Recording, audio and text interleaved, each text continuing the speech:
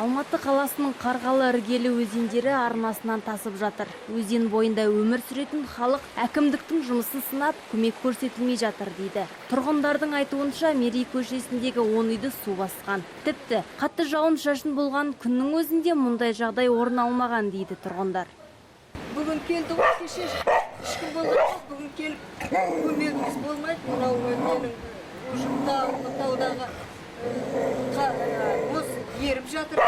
Қарғалы және іргелі өзендерінің тасуына байланысты жергілікті әкімдік өкілдері көмек көрсетеміз және қауіп-қатер жоқ дейді. Осы мәселеге байланысты бүгін брифинг өтті. Қазселден қорғау мемлекеттік мекемесінің Алматы аумақтық бөлімінің басшысы Ринат Әміржанов қазіргі болып жатқан жағдай Алматы тұрғындарына қатері жоқ деді.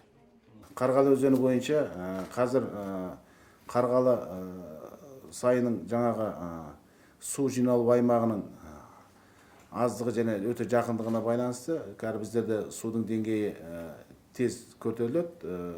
Күніне біздің бақылау бойынша, бекеттерінің бақылау бойынша сағат 5, күндізгі 5-6 уақытын судың деңгейі көтеріліп, түнгі сағат 3-тің кезінде судың деңгейі қайтадан өзінің қалпына келіп жатыр.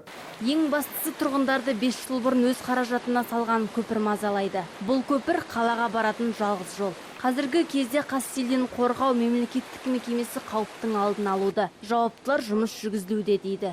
Садра Ботабаева, Ялкунжан Ашимжанов, Алматы телеарнасы.